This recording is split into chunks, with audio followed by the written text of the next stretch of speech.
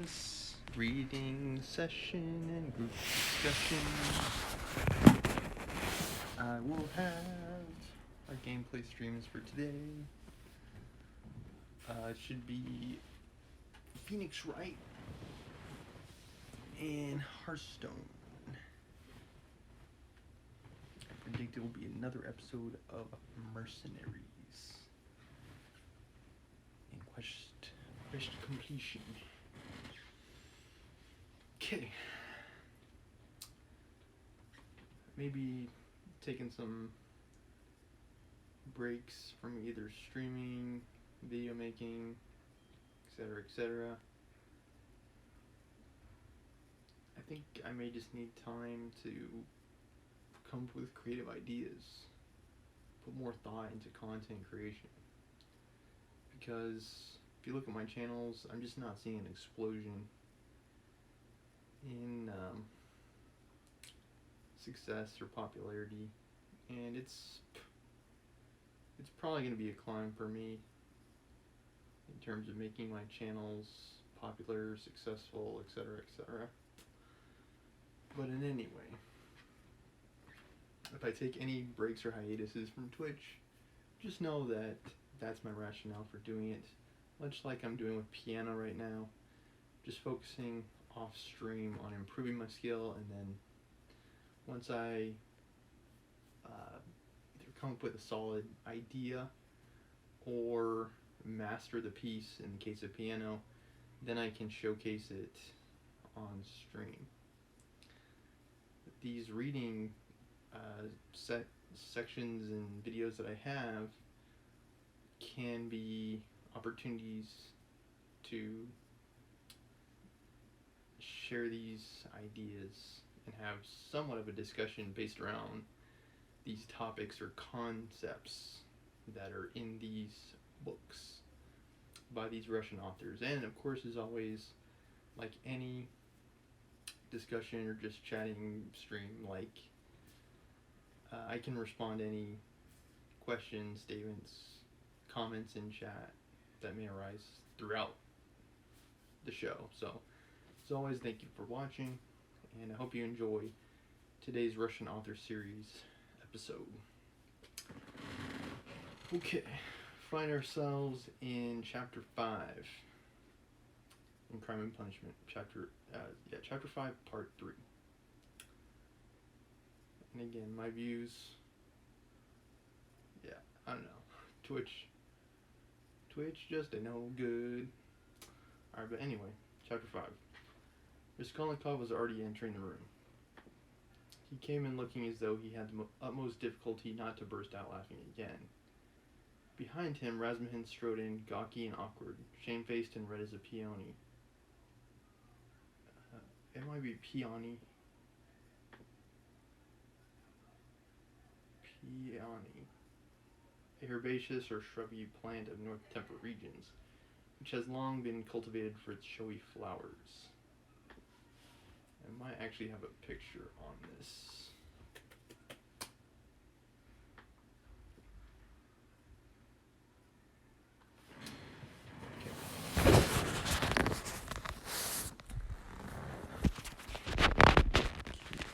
Looks like that.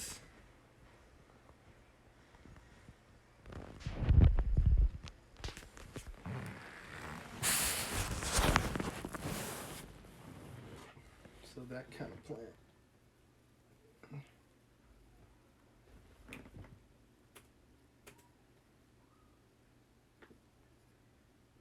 With an utterly crestfallen and ferocious expression.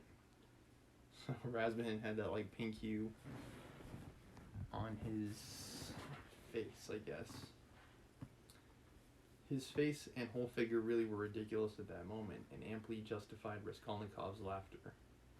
Raskolnikov, not waiting for an introduction, bowed to Porfiry Petrovich, who stood in the middle of the room looking inquiringly at them. He held out his hand and shook hands, still apparently making desperate efforts to subdue his mirth and utter a few words to introduce himself. But he had no sooner succeeded in assuming a serious air and muttering something when he suddenly glanced again as though accidentally at Razumhin, could no longer control himself. His stifled laughter broke out the more irresistibly the more he tried to restrain it. The extraordinary ferocity with which Rasmussen received this spontaneous mirth gave the whole scene the appearance of most genuine fun and naturalness. Rasmussen strengthened this impression as though on purpose. "Fool, you fiend," he roared, waving his arm, which at once struck a little round table with an empty tea glass on it. Everything was sent flying and crashing. "But why break chairs, gentlemen? You know it's a loss to the crown," Porfiry Petrovitch quoted gaily. Raskolnikov was still laughing, with his hand in Porfiry Petrovitch's, but anxious not to overdo it, awaited the right moment to put a natural end to it. Rasmussen, completely put to confusion by upsetting the table and smashing a glass, gazed gloomily at the fragments. Kirsten turned sharply to the window, where he stood out, with his back to the company, with a fiercely scowling countenance, seeing nothing. Porfiry Petrovitch laughed and was ready to go into laughing, but obviously looked for explanations. Zametov had been sitting in the corner, but he rose at the visitor's entrance, and was standing in expectation with a smile on his lips, though he looked with surprise and even, it seemed, incredulity at the whole scene, and at Raskolnikov with a certain embarrassment. Zametov's unexpected presence struck Raskolnikov unpleasantly. "I've got to think of that," he thought. "Excuse me, please," he began, affecting extreme embarrassment. Raskolnikov: "Not at all. Very pleasant to see you. And how pleasantly you've come in. Why, won't he even say good morning?" Porfiry Petrovitch nodded at Rasmussen. "Upon my honor, I don't know why he's in such a rage with me. I only told him as we came along that he was like Romeo, and proved it. And that was all, I think." "Pig," ejaculated Rasmussen, without turning round. "I don't even know who Porfiry Petrovitch is." Like, who is that? I know Peter Petrovitch, Avdotya's suitor. But yeah, I don't know who Porfiry Petrovitch is. I don't know. I'll have to keep reading, I guess, to see who it is. We'll be right back. I've got to use the bathroom.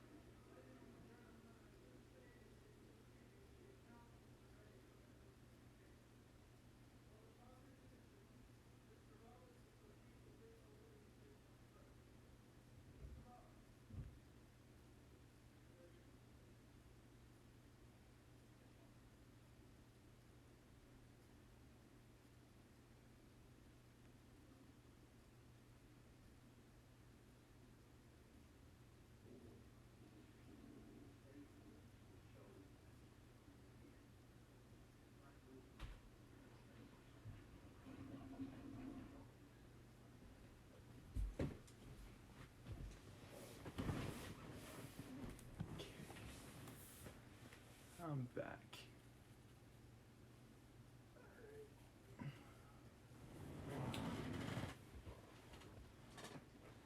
There must have been very grave grounds for it, if he is so furious at the word. Porfiry laughed.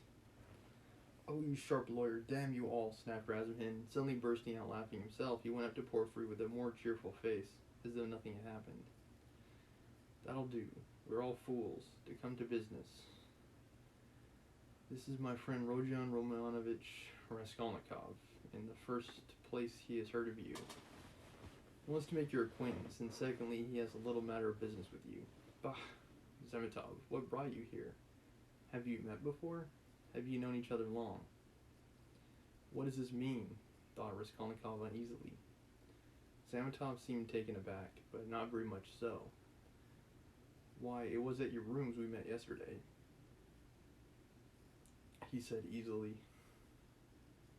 "And I have been spared the trouble. All last week he was begging me to introduce him to you. Porfiry and you have sniffed each other out without me. Where's your tobacco?" Porfiry Petrovich was wearing a dress gown, very clean linen, and trodden-down slippers. He was a man of about 35, short, stout, even to corpulence, and clean-shaven. He wore his hair cut short and had a large round head, particularly prominent at the back. His soft, round, rather snub-nosed face was of sickly yellowish color, but had a vigorous and rather ironical expression. It had been good-natured except for a look in the eyes, which shone with a watery, mawkish light under almost white, blinking eyelashes. The expression of those eyes was strangely out of keeping with his somewhat womanish figure, and gave it something far more serious than could be guessed at first sight.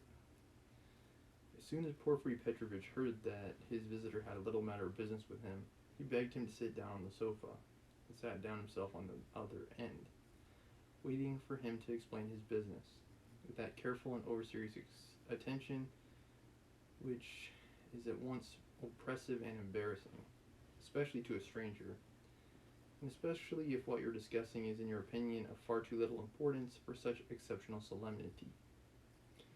But in brief and coherent phrases, Raskolnikov explained his business clearly and exactly, and was so well satisfied with himself that he even succeeded in taking a good look at Porfiry. Porfiry Petrovich did not once take his eyes off him. Razumhin, sitting opposite at the same table, listened warmly and impatiently, looking from one to the other every moment with rather excessive interest. Fool, Raskolnikov swore to himself. You have to give information to the police, Porfiry replied with a most businesslike air. That having learnt of this incident, that is, of the murder, you beg to inform the lawyer in charge of the case that such and such things belong to you, and that you desire to redeem them, but they will write to you. That's just the point, that at the present moment, Raskolnikov tried his utmost to feign embarrassment. I'm not quite in funds, and even this trifling sum is beyond me. I only wanted, you see, for the present to declare that the things are mine, and that when I have money... That's no matter, answered Porfiry Petrovich, receiving his explanation of his pecuniary position coldly. Pecuniary is of relating to or consisting of money.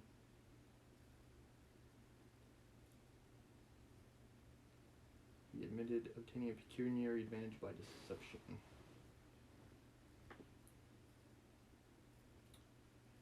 But you can, if you prefer, write straight to me, to say that, having been informed of the matter and claiming such and such as your property, you beg. On an ordinary sheet of paper, Raskolnikov interrupted eagerly, again interested in the financial side of the question. Oh, the most ordinary, and suddenly Porfiry Petrovich looked with obvious irony at him, screwing up his eyes and, as it were, winking at him. But perhaps it was Raskolnikov's fancy, for it all lasted but a moment. There was certainly something of the sort. Raskolnikov could have sworn he winked at him, goodness knows why. He knows, flashed through his mind like lightning. Forgive my troubling you about such trifles, he went on, a little disconcerted. The things are only worth 5 rubles, but I prize them regularly for the sake of those from whom they came to me. I must confess that I was alarmed when I heard. That's why you were so much struck when I mentioned to Zossimov that Porfiry was inquiring for everyone who had pledges. Razumhin put in with obvious intention. This was really unbearable. Raskolnikov could not help glancing at him with a flash of vindictive anger in his black eyes, but immediately recollected himself. You seem to be jeering at me, my brother. You seem to be jeering at me, brother, he said to him, with a well-feigned irritability. I dare say I do seem to you absurdly anxious about such trash. But you mustn't think of me selfish or grasping for that, and these two things may be anything but trash in my eyes. I told you just now that the silver watch, though it's not worth a cent, is the only thing left us of my father's. You may laugh at me, but my mother is here. He turned suddenly to Porfiry, and if she knew, he turned again hurriedly to Razumhin, carefully making his voice tremble, that the watch was lost, she would be in despair. You know what women are. Not a bit of it. I didn't mean that at all. Quite the contrary, shouted Razumhin, distressed. Was it right? Was it natural? Did I overdo it? Raskolnikov asked himself in a tremor. Why did I say that about women? Oh, your mother's with you, Porfiry Petrovich inquired. Yes. When did she come? Last night. Porfiry paused as though reflecting. Your things would not in any case be lost, He went on calmly and coldly. "I've been expecting you here for some time." As though that was a matter of no importance, he carefully offered the ashtray to Rasmussen, who was ruthlessly scattering cigarette ash over the carpet. Raskolnikov shuddered, but Porfiry did not seem to be looking at him and was still concerned with Rasmussen's cigarette. "Isn't that flammable?" "I would think it is." Like, yeah. Even in that area, I think you could start a fire. Those ashes.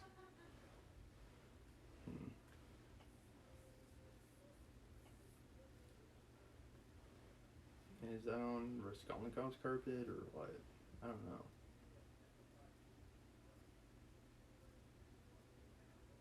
What? Expecting him? Why did you know that he had pledges there? Cried Rasmussen. Porfiry Petrovitch addressed himself to Raskolnikov. "Your things, the ring and the watch, were wrapped up together, and on the paper your name was legibly written in pencil, together with the date on which you left them with her."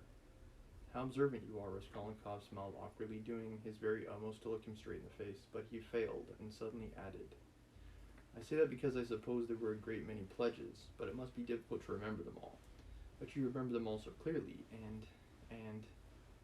Stupid, feeble, he thought. Why did I add that? But we know all who had pledges, and you're the only one who hasn't come forward," Porfiry answered with hardly perceptible irony. "I haven't been quite well." "I heard that too." "I heard indeed that you were in great distress about something." "You look pale still."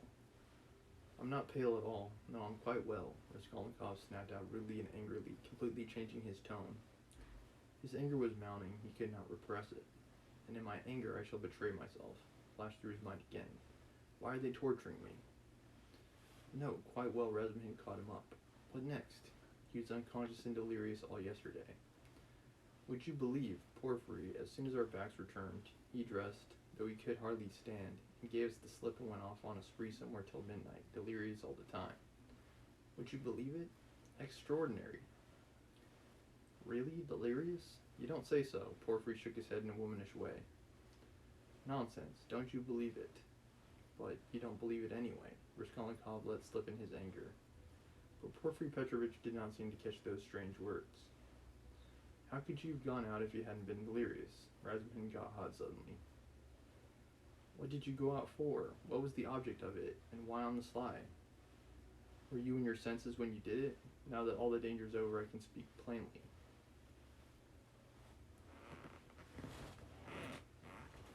"If he was delirious, wouldn't that be an explanation for why?" "I was awfully sick of them yesterday." Raskolnikov addressed Porfiry suddenly with a smile of insolent defiance. "I ran away from them to take lodgings where they wouldn't find me. I took a lot of money with me. Mr. Zametov there saw it. I say, Mr. Zametov, was I sensible or delirious yesterday? Settle our dispute." He could have strangled Zametov at that moment, so hateful were his expression and his silence to him. "In my opinion, you talked sensibly and even artfully, but you were extremely irritable," Zametov pronounced dryly.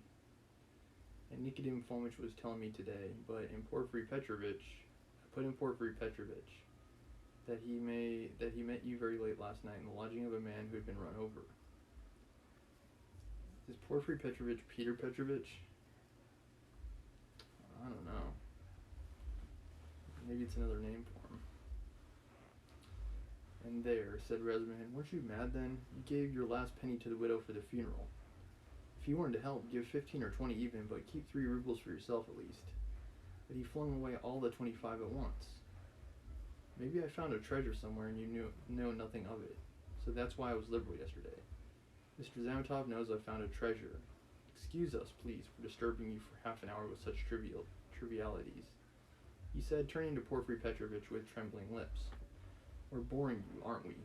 "Oh no, quite the contrary, quite the contrary. If only you knew how you interest me. It's interesting to look on and listen. And I'm really glad you have come forward at last. But you might give us some tea." "My throat's dry," cried Rasmussen. "Capital idea. Perhaps we will all keep you company. Wouldn't you like something more essential before tea?" "Get along with you." Porfiry Petrovitch went out to order tea. Raskolnikov's thoughts were in a whirl. He was in terrible exasperation. Worst of it is they don't disguise it. They don't care to stand on ceremony. And how if you didn't know me at all, did you come to talk to Nicodemus Fomitch about me? So they don't care to hide that they're tracking me like a pack of dogs. They simply spit in my face. He was shaking with rage. Come, strike me openly. Don't play with me like a cat and mouse. It's hardly civil, Porfiry Petrovitch, but perhaps I won't allow it. I shall get up and throw the whole truth in your ugly faces, and you'll see how I despise you. He could hardly breathe. And what if it's only my fancy? What if I'm mistaken, and through inexperience I get angry and don't keep up my nasty part? Perhaps it's all unintentional. All their phrases are the usual ones, but there's something about them. It all might be said, but there is something. Why did he say bluntly with her? Why did Zametov add that I spoke artfully? Why did they speak in that tone? Yes, the tone. Razumhin is sitting here. Why does he see nothing? That innocent blockhead never does see anything. Feverish again. Did Porfiry wink at me just now? Of course it's nonsense. What could he wink for? Are they trying to upset my nerves, or are they teasing me? Either it's ill fancy or they know. Even Zametov is rude. Is Zametov rude? Zametov has changed his mind. So he's getting, paranoid. Because he still hasn't been found out. I foresaw he would change his mind. He's at home here while it's my first visit. Porfiry does not consider him a visitor, sits with his back to him. They're as thick as thieves, no doubt, over me. Not a doubt they were talking about me before we came. Do they know about the flat? If only they'd made haste. When I said that I ran away to take a flat, he let it pass. Put that in cleverly about a flat. It may be of use afterwards. Delirious indeed. Ha ha ha. He knows all about last night. He didn't know my mother's arrival. The hag had written the date on in pencil. You're wrong. You won't catch me. There are no facts. It's all supposition. You produce facts. The flat even isn't a fact, but delirium. I know what to say to them. Do they know about the flat? I won't go without finding out. What did I come for? About my being angry now, maybe it's a fact. Fool, how irritable I am. Perhaps that's right, to play the invalid. He's feeling me. He would try to catch me. Why did I come? All this flashed like lightning through his mind. Porfiry Petrovitch returned quickly. He became suddenly more jovial. Your party yesterday, brother, has left my head rather, and I'm out of sorts altogether. He began in a quite different tone, laughing to rouse me. Was it interesting? I left you yesterday at the most interesting point. Who got the best of it? Oh, no one, of course. They go on to everlasting questions, floated off into space. Only fancy, Rodya, that we got on to yesterday. Whether there is such a thing as crime. I told you that as we talked our heads off. What is there strange? It's an everyday social question, Raskolnikov answered casually. The question wasn't put quite like that, observed Porfiry. Not quite, that's true, Razumhin agreed at once, getting warm and hurried as usual. Listen, Rodyan, and tell us your opinion. I want to hear it. I was fighting tooth and nail with them and wanted you to help me. I told them that you were coming. It began with the socialist doctrine.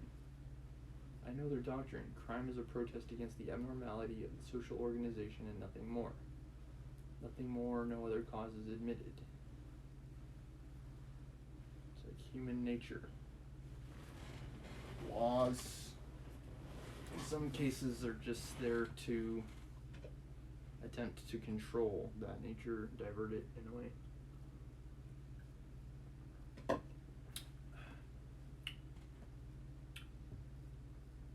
You were wrong there, cried Porfiry Petrovitch. He was noticeably animated and kept laughing as he looked at Razumhin, which made him more excited than ever. Nothing is admitted, Razumhin interrupted with heat. I'm not wrong. I'll show you their pamphlets. Everything with them is the influence of environment and nothing else, their favorite phrase, from which it follows that if society is normally organized, all crime will cease at once, since there will be nothing to protest against and all men will become righteous in one instant. Human nature is not taken into account. It is excluded. It's not supposed to exist. Exactly. The They don't recognize that humanity, developing by a historical living process, will become at last a normal society, but they believe that a social system that has come out of some mathematical brain is going to organize all humanity at once and make it just in stillness in an instant, quicker than any living process. That's why they instinctively dislike history. Nothing but ugliness and stupidity in it. They explain it all as stupidity. That's why they so dislike the living process of life. They don't want a living soul. The living soul demands life. The soul won't obey the rules of mechanics. The soul is an object of suspicion. The soul is retrograde. But what they want through it smells of death and can be made of India rubber. At least is not alive and has no will, is servile and won't revolt. It comes in the end to their reducing everything to the building of walls and the planning of rooms and passages in a phalanstery. Phalanstery is a group of people living together in a community, free of external regulation and holding property in common. The phalanstery is ready indeed, but your human nature is not ready for the phalanstery. It wants life. It hasn't completed its vital process. It is too soon for the graveyard. You can't skip over nature by logic. Logic presupposes 3 possibilities, but there are millions. Cut away a million and reduce it all to the question of comfort. That's the easiest solution of the problem. It's seductively clear and you mustn't think about it. That's the greatest thing, that you mustn't think. Thinking bad. The whole secret of life in 2 pages of print. Now he's off, beating the drum. Catch hold of him, do. Catch hold of him, do, laughed Porphyry. Can you imagine, he turned to Raskolnikov, 6 people holding forth like that last night, in one room with punch as a preliminary. No, brother, you're wrong. The environment accounts for a great deal in crime. I can assure you of that. I would say environment, crime is like part environment, part circumstance.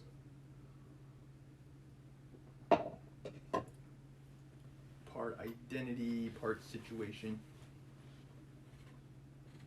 I would say. Alrighty, I know that it does, but just tell me, a man of 40 violates a child of 10. Was it environment drove him to it? Well, strictly speaking, it did, Porphyry observed with noteworthy gravity. A crime of that nature may be very well ascribed to the influence of environment. Razumihin was almost in a frenzy.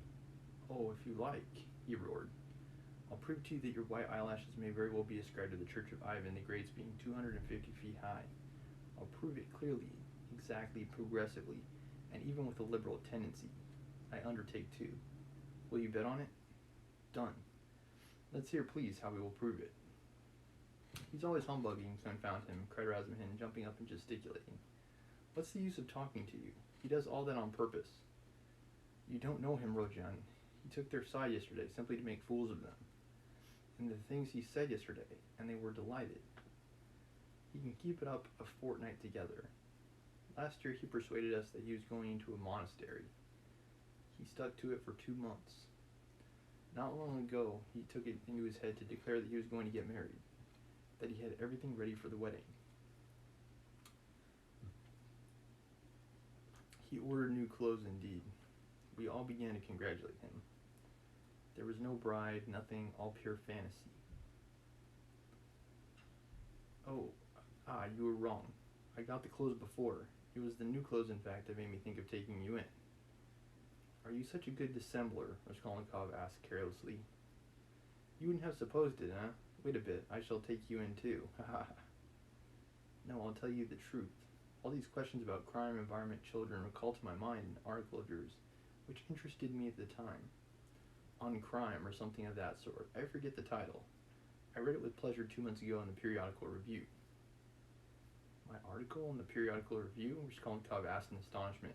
I certainly did write an article upon a book 6 months ago, when I left the university. But I sent it to the Weekly Review. But it came out in the periodical.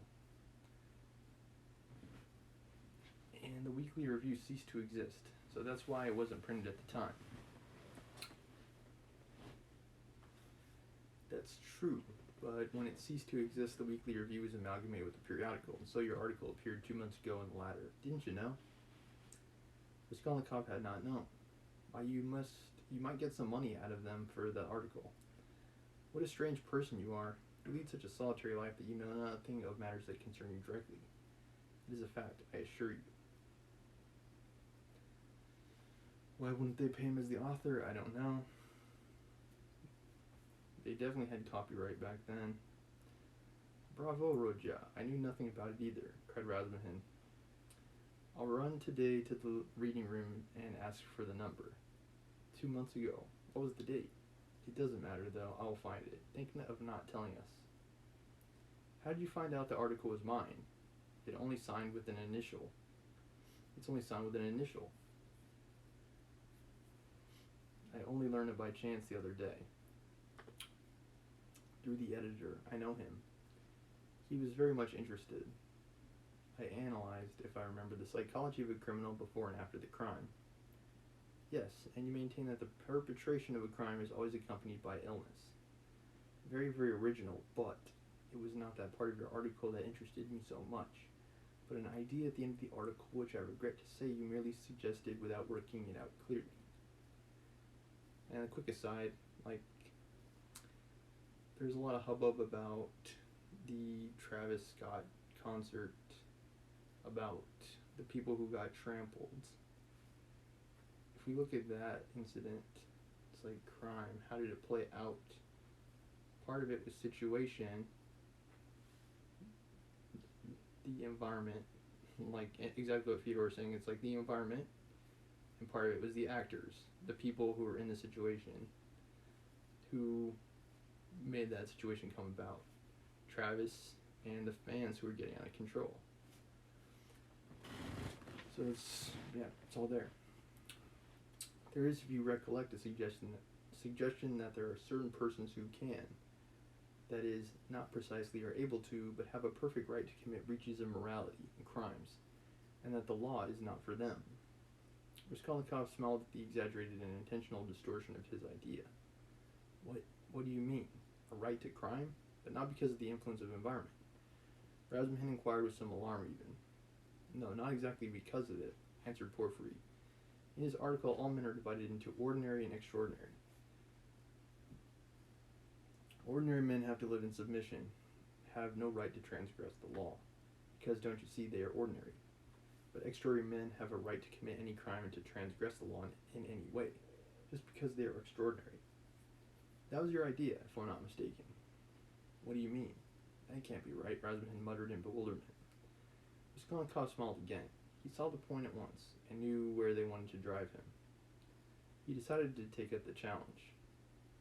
That wasn't quite my contention, he began simply and modestly, yet I admit that you stated it almost correctly.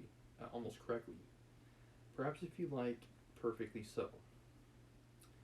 It almost gave him pleasure to admit this. The only difference is that I don't contend that extraordinary people are always bound to commit breaches of morals, as you call it.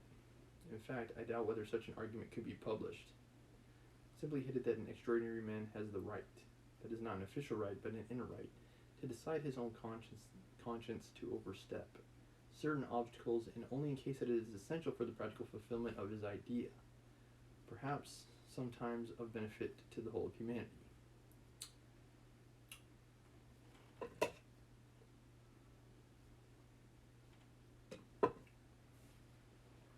It's like, if you could get away with any crime, would you commit crime? Would you commit crime if you could get away with it? If you could get away with anything, would you commit crime? You say that my article is indefinite. I'm ready to make it as clear as I can. Perhaps I'm right in thinking that you want me to. Very well. I maintain that if the discoveries of Kepler and Newton could not have been made known except by sacrificing the lives of 1, a dozen, or 100 or more men, Newton would have had the right, would indeed have been in duty bound, to eliminate the dozen or the 100 men for the sake of making his discoveries known to the whole of humanity. But it does not follow from that Newton had a right to murder people right and left and to steal every day in the market. Then I remember I maintain in my article that all, legislators and leaders of men, such as Lycurgus, Solon, Mahomet, Napoleon, and so on, were all without exception criminals, from the very fact that, making a new law, they transgressed the ancient one, handed down from their ancestors and held sacred by the people.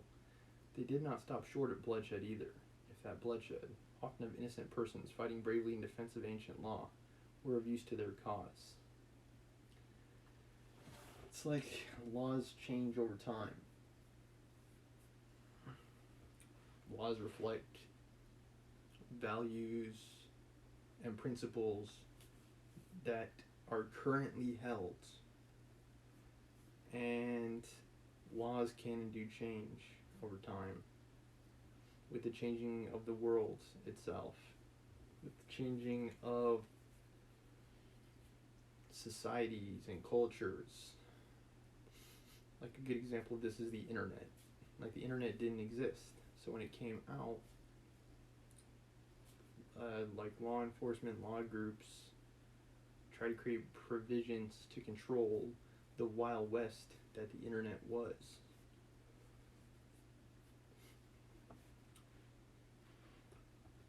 You say that my article isn't definite. I think you already read that.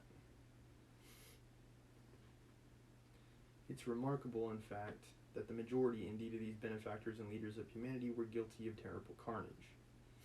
In short, I maintain that all great men are even men a little out of the common, that is to say, capable of giving some new word, must from their very nature be criminals, more or less, of course. Otherwise, it's hard for them to get out of the common rut, and to remain in the common rut is what they can't submit to. From their very nature, again, into my mind, they ought not, indeed, to submit to it. You see that there is nothing particularly new in all that. The same thing has been printed and read 1,000 times before. As for my division of people into ordinary and extraordinary, I acknowledge that it's somewhat arbitrary, but I don't insist upon exact numbers.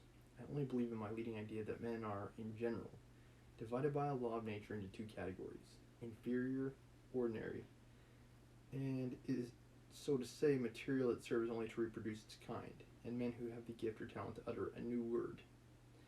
These are, of course, innumerable subdivisions.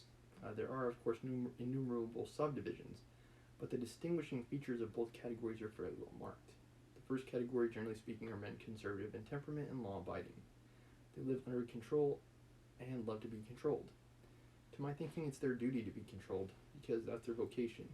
There is nothing humiliating in it for them. The second category all transgress the law. They are destroyers or disposed to destruction according to their capacities. I'll be right back.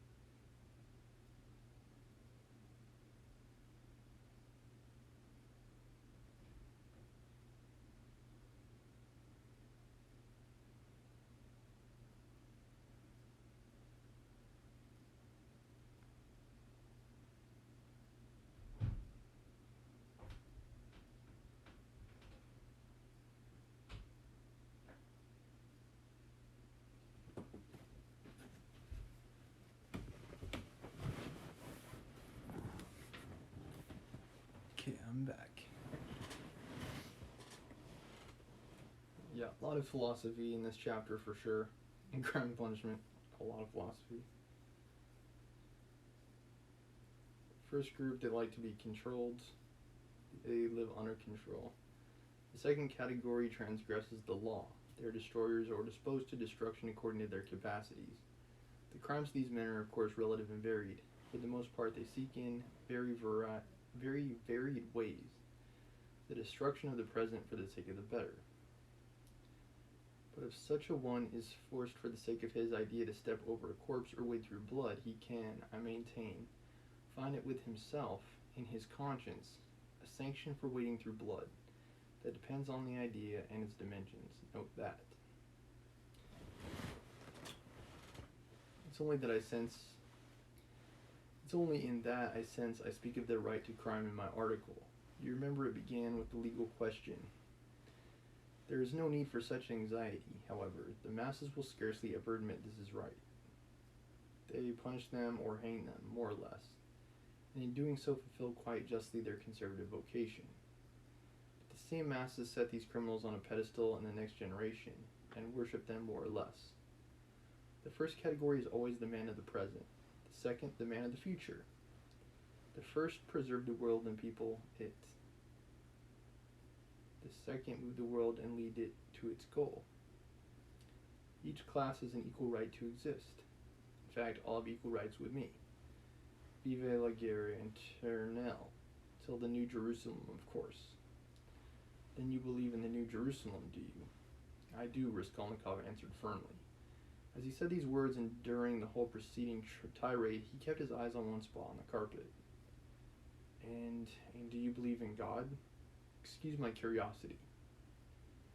I do, repeated Raskolnikov, raising his eyes to Porfiry. And do you believe in Lazarus rising from the dead? I do. Why do you ask all this? You believe it literally? Literally. You don't say so. I asked from curiosity. Excuse me, but let us go back to the question. They are not always executed. Some, on the contrary, triumph in their lifetime? Oh yes. Some attain their ends in this life, and then they begin executing other people? If it's necessary, indeed, for the most part they do. Your remark is very witty.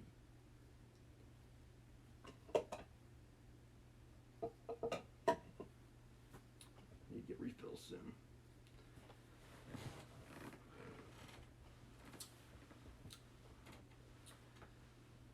Thank you, but tell me this. How do you distinguish those extraordinary people from the ordinary ones? Are there signs at their birth? I think it's going to come down to money or connections, one of the two. I feel there ought to be more exactitude, more external definition.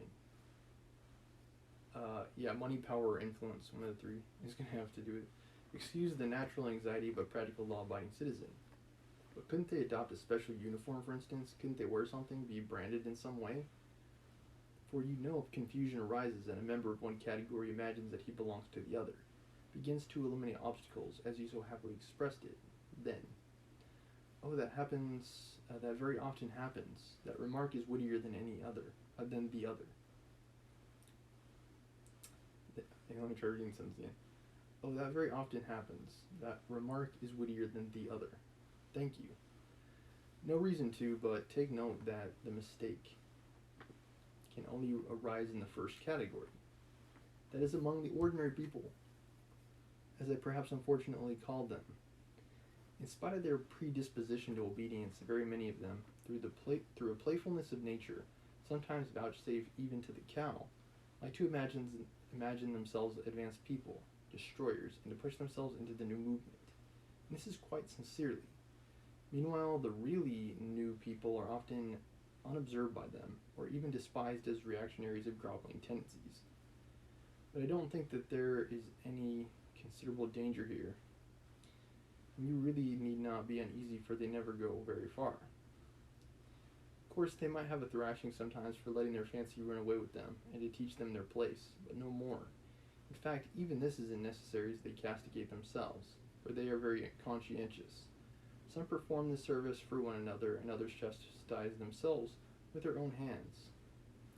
They will impose various public acts of penitence upon themselves with a beautiful and edifying effect. In fact, you've nothing to be uneasy about. It's a law of nature. Well, you certainly set my mind more at rest on that score, but there's another thing that worries me. Tell me, please, are there many people who have the right to kill others, these extraordinary people? I'm ready to bow down to them, of course, but you must admit it's alarming if there are a great many of them, eh?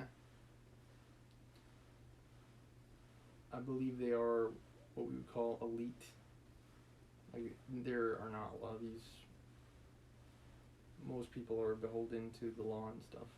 Most people have to follow the rules.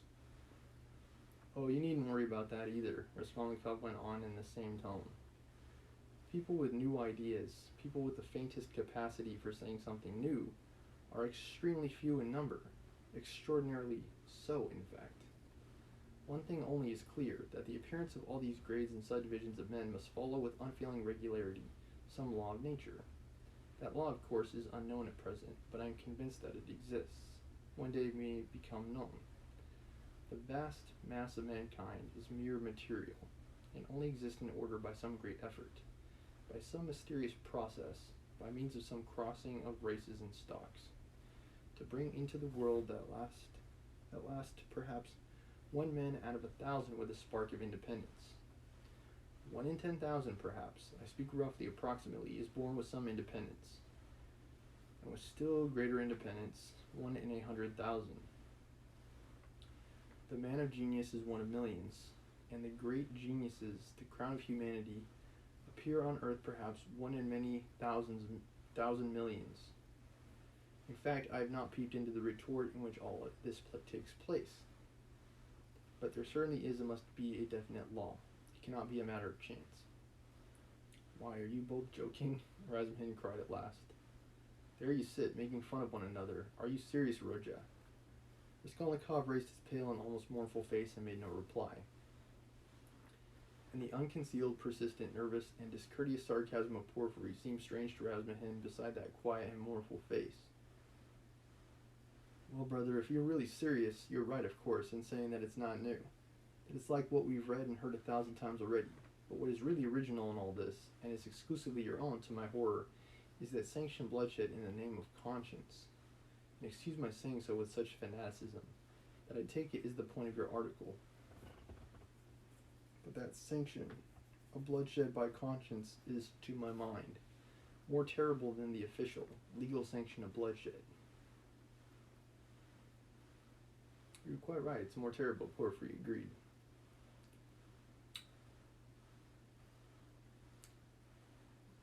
And yeah, we can talk about morality,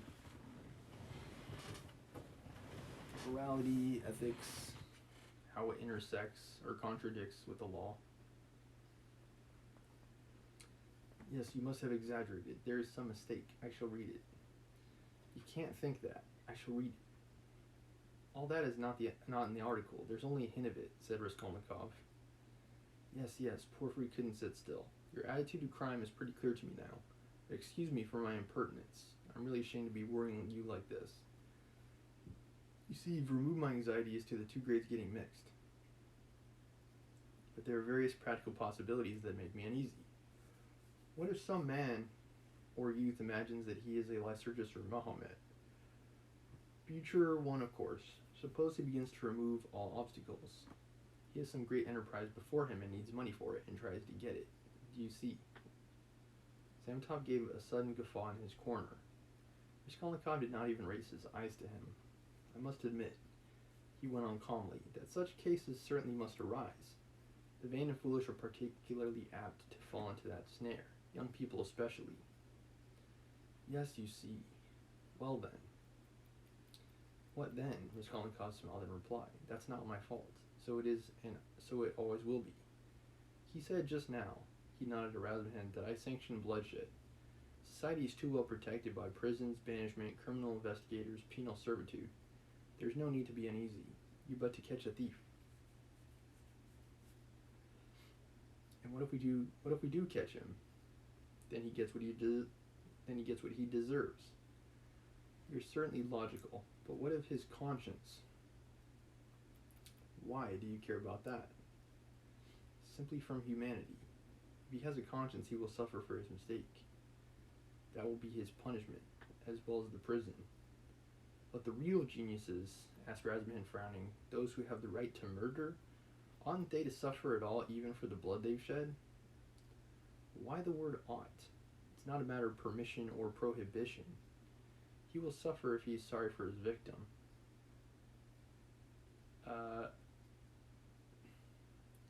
Yeah, it's like the whole concept of conscience. It's like,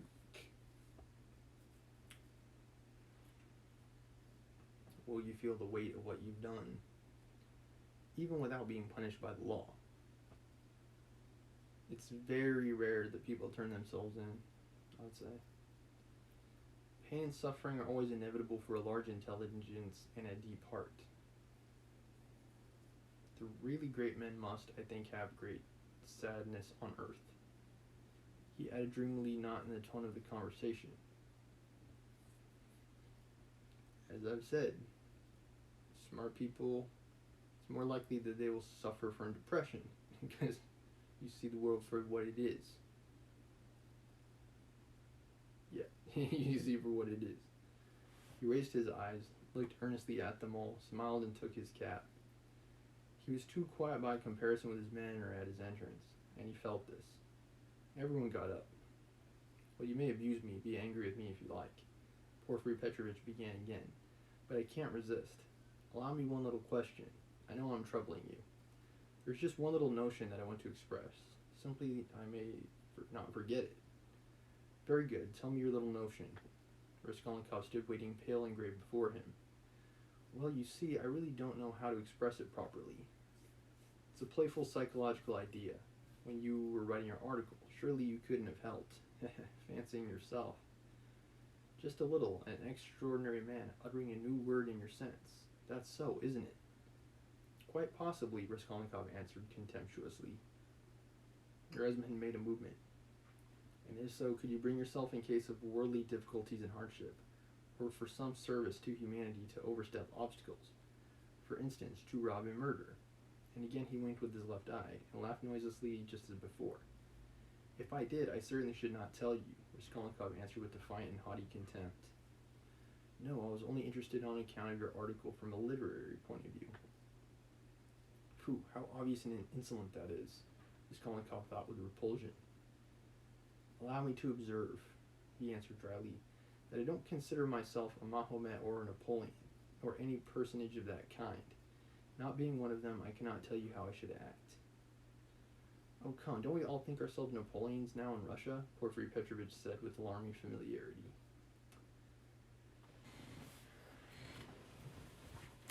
Yeah, Porfiry Petrovich. Is that Peter Petrovich?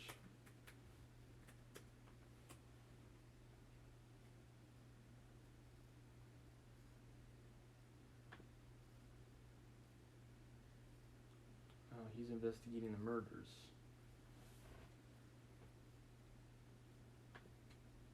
He's the one looking into the murders of Elizaveta and Alyana. I was worried about that. I'm like, who is this guy? Yeah, apparently he's a lawyer. Okay.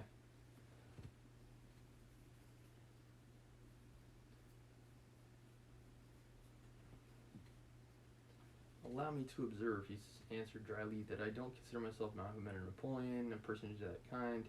Not being one of them, I cannot tell you how I should act. Well, come, don't we all think ourselves Napoleons now in Russia? Porfiry Petrovich said with alarming familiarity. Something peculiar betrayed itself in the very intonation of his voice. Perhaps it was one of these future Napoleons who did for Alanya last week, Zamitov blurted out from the corner. Raskolnikov did not speak, but looked firmly and intently at Porfiry. I wonder if he's starting to put it together. I don't know. Razumhin was scowling gloomily. He seemed before this to be noticing something. He looked angrily around. There was a minute of gloomy silence. Raskolnikov turned to go. Are you going already? Porfiry said amiably, holding out his hand with excessive politeness. Very, very glad of your acquaintance. As for your request, have no uneasiness. Write just as I told you, or better still, come to me there yourself in a day or two, tomorrow indeed. I shall be there at 11 o'clock for certain. We'll arrange it all. We'll have a talk. As one of the last to be there, you might perhaps be able to tell us something, he added with the most good-natured expression. Maybe he's starting to put the pieces together. Who knows? You want to cross-examine me officially in due form, Raskolnikov asked sharply. Oh, why? That's not necessary for the present. You misunderstand me. I lose no opportunity, you see, and I've talked with all who had pledges. There you go, detective. Even though you're a lawyer, there you go. I obtained evidence from some of them, and you're the last. Yes, by the way, he cried, seemingly suddenly delighted. I just remembered. What was I thinking of? He turned to Razumihin. You were talking my ears off about that Nikolai. Of course, I know very well, he turned to Raskolnikov, that the fellow's innocent, but what is one to do? We had trouble with Dmitri too. We had to trouble Dmitri too. This is the point. This is all. When you went up the stairs, it was past 7, wasn't it? Uh-huh. Yes, answered Raskolnikov with an unpleasant sensation at the very moment he spoke that he need not have said it. As we might recall, Raskolnikov was ready to confess very early on. I think it was like chapter 4 or 5, something like that. He went into the police station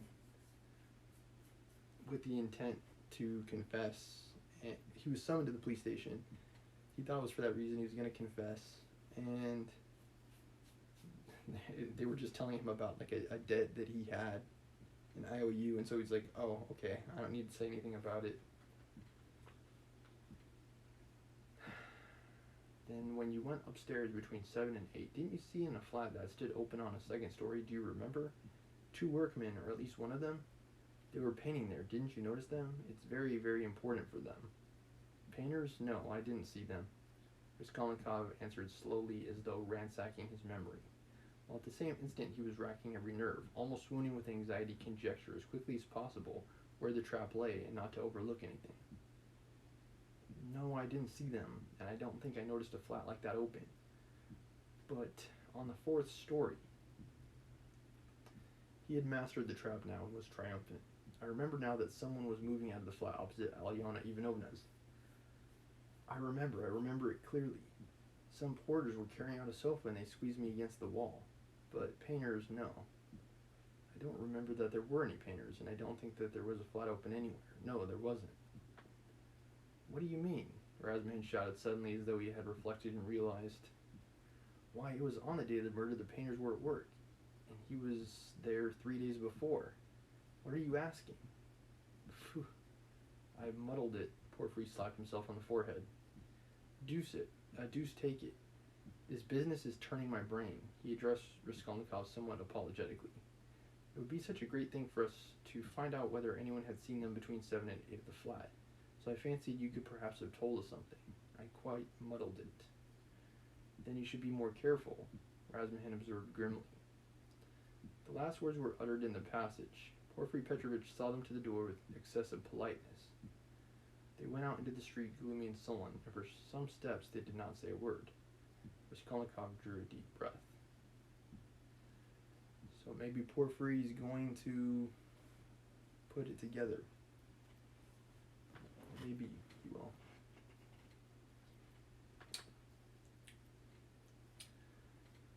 Okay, chapter 3.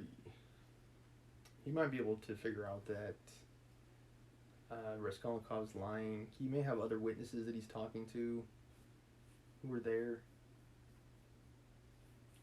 Like, he can say that he didn't see the painters, but either of those painters can say they saw him. And if they saw each other or made eye contact, their testimony would contradict what Raskolnikov's saying, which could be a red flag for Porfiry. So we'll see if he's able to get that info or crack that case. We'll see. But yes, Raskolnikov's definitely the guy who did it. He definitely did the double murder.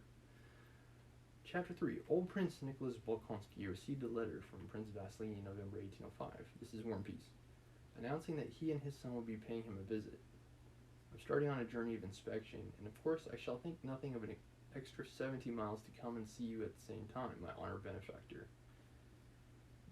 Wrote Prince Vasily.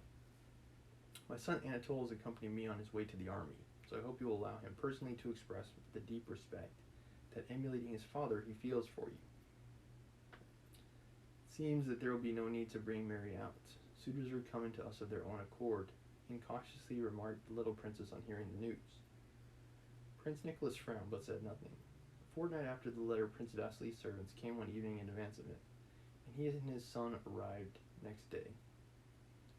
Old Bolkonsky had always had a poor opinion of Prince Vasily's character, but more so recently, since in the new reigns of Paul and Alexander, Prince Vasily had risen to high position and honors. Now, from the hints contained in his letter given by the little princess, he saw which way the wind was blowing, and his low opinion changed into a feeling of contemptuous ill will. He snorted whenever he mentioned him. On the day of Prince Vasily's arrival, Prince Bolkonsky was particularly discontented and out of temper. Whether he was in a bad temper because Prince Vasily was coming, or whether he was in a bad temper made him especially annoyed at Prince Vasily's visit, he was in a bad temper. In the morning, Tikhon had already advised the architect not to go to the prince with his report. "Do you hear how he's walking?" said Tikhon, drawing the architect's attention to the sound of the prince's footsteps. "Stepping flat on his heels. We know what that means." However, at 9 o'clock, the prince in his velvet coat with a sable collar and cap went out for his usual walk. It had snowed the day before, and the path to the hothouse, along which the prince was in the habit of walking, had been swept. The marks of the broom were still visible in the snow, and a shovel had been left sticking in one of the soft snowbanks that bordered both sides of the path. The prince went through the conservatories, the serfs' quarters, and the outbuildings, frowning and silent. "Can a sleigh pass?" he asked his overseer, a venerable man resembling his master in manners and looks, who was accompanying him back to the house. "The snow is deep. I'm having the avenue swept, Your Honor." The prince bowed his head and went up to the porch. "God be thanked," thought the overseer, "the storm has blown over." "It would have been hard to drive up, Your Honor," he added. "I heard, Your Honor, that a minister is coming to visit Your Honor." The prince turned round to the overseer and fixed his eyes on him, frowning. "What? A minister? What minister? Who gave orders?" he said in his shrill, harsh voice. "The road is not swept for the princess, my daughter, but for a minister. For me there are no ministers. Your Honor, I thought." "You thought," shouted the prince, his words coming more and more rapidly and indistinctly. "You thought, rascals, blackguards. I'll teach you to think." Lifting his stick, he swung it and would have hit Alpatch. The overseer had not the latter instinctively avoided the blow. "Thought, blackguards," shouted the prince rapidly. But although Alpatch, frightened at his own temerity in avoiding the stroke, came up to the prince, bowing his bald head resignedly before him. Or perhaps for that very reason the prince thought he continued to shout, "Blackguards!" Throw the snow back on the road. Did not lift his stick again, but hurried into the house. Before dinner, Princess Mary and Mademoiselle Bourienne, who knew that the prince was in a bad humor, stood awaiting him. Mademoiselle Bourienne with a radiant face that said, "I know nothing. I am the same as usual." Princess Mary, pale, frightened, and with downcast eyes. What she found hardest to bear was to know that on such occasions she ought to behave like Mademoiselle Bourienne, but could not. She thought, "If I seem not to notice, he will think that I do not sympathize with him. If I seem sad and out of spirits myself, he will say, as he's done before, that I'm in the dumps." The prince looked at his daughter's frightened face and snorted. "Fool, or dummy," he muttered. "And the other one's not here. They've been telling tales," he thought, referring to the little princess who was not in the dining room. "Where's the princess?" he asked. "Hiding?" "She's not very well," answered Mademoiselle Bourienne with a bright smile, "so she won't come down. It's natural in her state." Muttered the prince, sitting down. His plate seemed to him not quite clean. Pointing to a spot, he flung it away. Tikhon caught it and handed it to a footman. The little princess was not unwell, but had such an overpowering fear of the prince that, hearing he was in a bad humor, she had decided not to appear. "I'm afraid for the baby, she said to Mademoiselle Brienne. Heaven knows what a fright might do. In general, at Bald Hills, the little princess lived in constant fear, with a sense of antipathy to the old prince, which she did not realize because the fear was so much the stronger feeling. The prince reciprocated this antipathy, but it was overpowered by his contempt for her. When the little princess had grown accustomed to life at Bald Hills, she took a special fancy to Mademoiselle Brienne, spent whole days with her, asked her to sleep in her room, and often talked with her about the old prince and criticized him. So weird to have visitors, mon prince, remarked Mademoiselle Brienne, unfolding her white napkin with her rosy fingers. His Excellency, Prince Vasily Kurgan, and his son, I understand, she said, inquiringly. His Excellency is a puppy. I got him his appointment in the service, said the prince disdainfully. Why, his son's coming I don't understand. Perhaps Princess Elizabeth and Princess Mary know. I don't want him. He looked at his blushing daughter. Are you unwell today? Yeah? Afraid of the ministers that idiot Alpatch called him this morning? No, mon père. Though Mademoiselle Brienne had been so successful in her choice of a subject, she did not stop talking, but chattered about the conservatories and the beauty of a flower that had just opened. And after the soup, the prince became more genial. After dinner, he went to see his daughter-in-law. The little princess was sitting at a small table, chattering with Masha, her maid. She grew pale on seeing her father-in-law. She was much altered. She was now plain rather than pretty. Her cheeks had sunk, her lip was drawn up, and her eyes drawn down. Yes, I feel a kind of oppression, she said in reply to the prince's question as to how she felt. Do you want anything? No mercy, mon père. Well, all right. He left the room and went to the waiting room, where Alpatch stood with bowed head. Has the snow been shoveled back? Yes, Your Excellency. Forgive me for heaven's sake. It was only my stupidity. All right, interrupted the prince, and laughing his unnatural way, he stretched out his hand for Alpatch to kiss, and then proceeded to his study. Rich folk. And actually, the Russian Revolution hasn't yet occurred. Yeah. It would not occur for about another 110 years or so.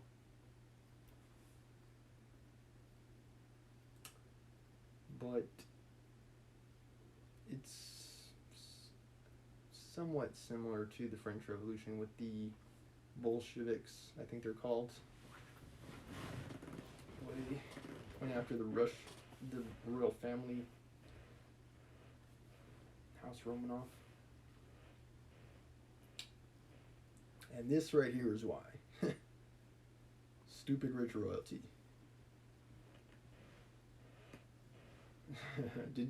Stupid rich degenerate royalty. Prince Vasily arrived that evening.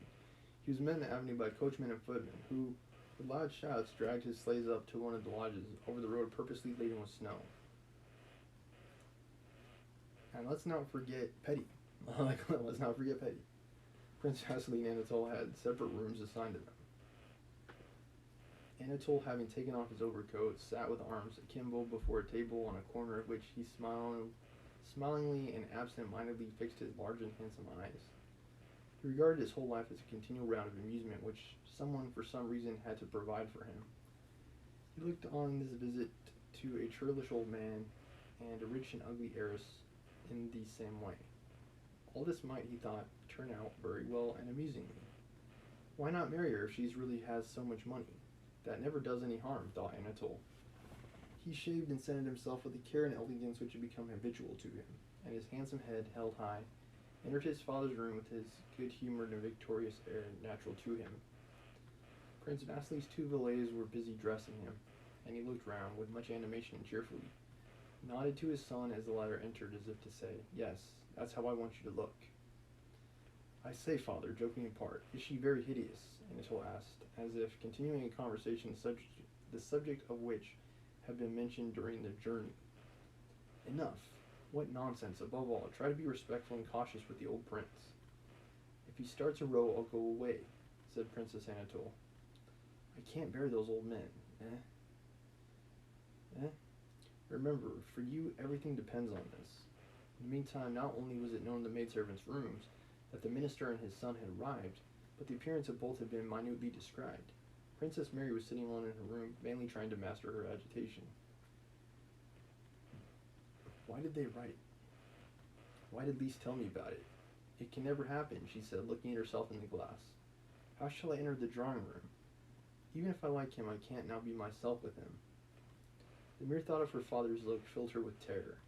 The little princess and Mademoiselle Bourienne had already received from Masha, the lady's maid, the necessary report of how handsome the minister's son was, and his rosy cheeks and dark eyebrows. With that difficulty the father had dragged his legs upstairs, while the son had followed him like an eagle, 3 steps at a time. Having received this information, the little princess and Mademoiselle Bourienne, whose chattering voices had reached her from the corridor, went into Princess Mary's room. You know they've come, Mary, said the little princess, waddling in, sinking heavily into an armchair. She was no longer in the loose gown she generally wore in the morning, but had on one of her best dresses. Her hair was carefully done and her face was animated, which, however, did not conceal its sunken and faded outlines. Dressed as she used to be in Petersburg society, it was still more noticeable how much plainer she had become. Some unobtrusive touch had been added to Mademoiselle Bourienne's toilet, which rendered her fresh and pretty face more attractive. What? Are you going to remain as you are, dear princess? She began. They'll be announcing that the gentlemen are in the drawing room, and we shall have you go down. You've not smartened yourself up at all. The little princess got up, rang for the maid, and hurriedly and merrily began to devise and carry out a plan of how Princess Mary should be dressed. Princess Mary's self-esteem was wounded by the fact that the arrival of a suitor agitated her, still more so by both her companions not having the least conception that it could be otherwise. To tell them that she felt ashamed of herself, and for them would be to betray her agitation, while to decline their offers to dress her would prolong their banter and insistence. She flushed, her beautiful eyes grew dim, red blotches came on her face, and it took on the unattractive martyr-like expression it so often wore as she submitted herself to Mademoiselle Bourienne and Lise. Both these women quite sincerely tried to make her look pretty. She was so plain that neither of them could think of her as a rival, so they began dressing her with perfect sincerity, with the naive and firm conviction women have that dress can make a face pretty. No, really, my dear, this dress is not pretty, said Lise, looking sideways at Princess Mary from a little distance. You have a maroon dress. Have it fetched.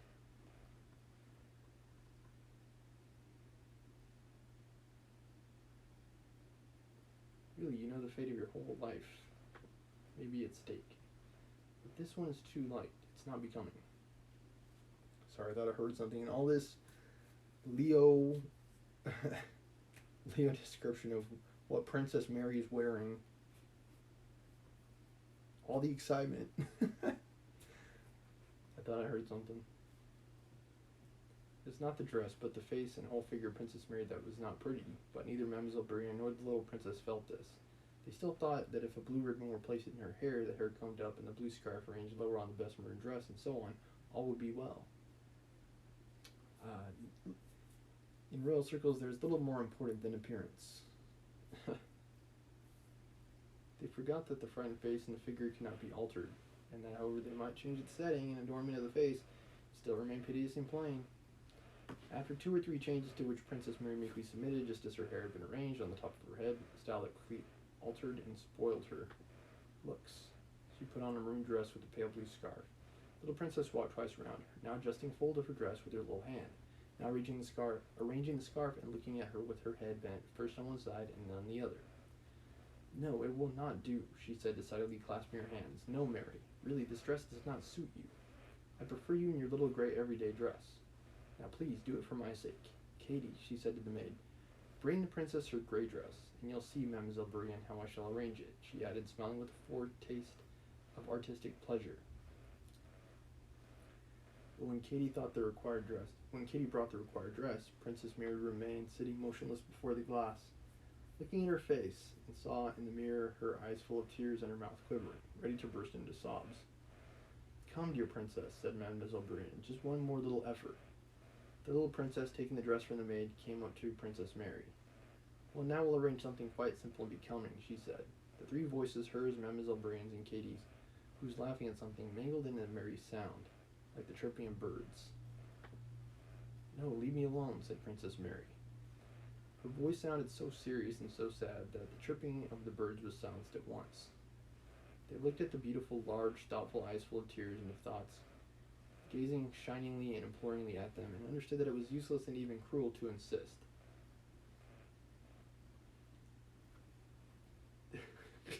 It's like, "At least change your coiffure," said the little princess. "Didn't I tell you," she went on, turning reproachfully to Mademoiselle Brienne, "Mary's is a face which such a coiffure does not suit in the least. Not in the least. Please change it." "Leave me alone, please, leave me alone. It's all quite the same to me. It's all quite the same," answered a voice struggling with tears. Mademoiselle Brienne and the little princess had to own to themselves that Princess Mary in disguise looked very plain, worse than usual, but it was too late. She was looking at them with an expression they both knew, an expression thoughtful and sad. This expression Princess Mary did not frighten them. She never inspired fear in anyone. But they knew that when it appeared on her face, she became mute and was not to be shaken in her determination. "You will change it, won't you?" said Lise. And as Princess Mary gave no answer, she left the room. Princess Mary was left alone. She did not comply with Lisa's request. She only left her hair as it was, but did not even look in her glass. Letting her arms fall helplessly, she sat with downcast eyes and pondered. A husband, a man, a strong, dominant, and strangely attractive being rose in her imagination, carried her into a totally different happy world of his own. She fancied a child, her own, such as she had seen the day before in the arms of her nurse's daughter. At her own breast, the husband standing by and gazing tenderly at her and the child.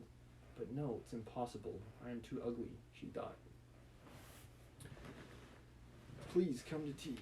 The princess will be out in a moment," came the maid's voice at the door. She roused herself and felt appalled at what she had been thinking. Before going down, she went to the room where icons hung, and her eyes fixed on the dark face of the large icon of the saver lit by a lamp. She stood before it with folded hands for a few moments. A painful doubt filled her soul. Could the joy of earthly love for a man, be for her? In her thoughts of marriage, Princess Mary dreamed of happiness and of children, but her strongest, most deeply hidden longing was for earthly love. The more she tried to hide this feeling from others and even from herself, the stronger it grew. "O God," she said, "how am I to stifle in my heart these temptations of the devil? How am I to renounce forever these vile fancies, so peacefully to fulfill thy will?" As you remember, Princess Mary is deeply religious. Scarcely she put that question than God gave her that answer in her own heart. "Desire nothing for thyself, seek nothing, be not anxious or envious. Man's future and thy own fate will remain hidden. It must remain hidden from thee. But live so that thou mayest be ready for anything. If it be God's will to prove thee in the duties of marriage, be ready to fulfill his will." With this consoling thought, but yet with the hope for the fulfillment of her forbidden earthly longing, Princess Mary sighed, and having crossed herself went down, thinking neither of her gown and coiffure, nor of how she would go, and nor of what she would say. What could all that matter in comparison with the will of God, without whose care not a hair of a man's head can fall?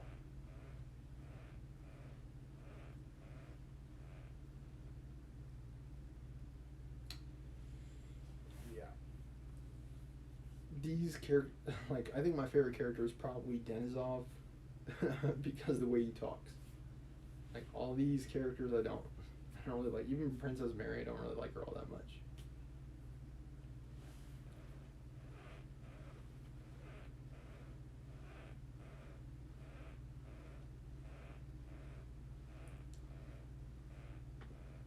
Chapter 4.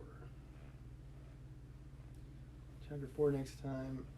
These chapters are mega long. Hope you've been enjoying this Russian author series. These ones were doozies. Sweet.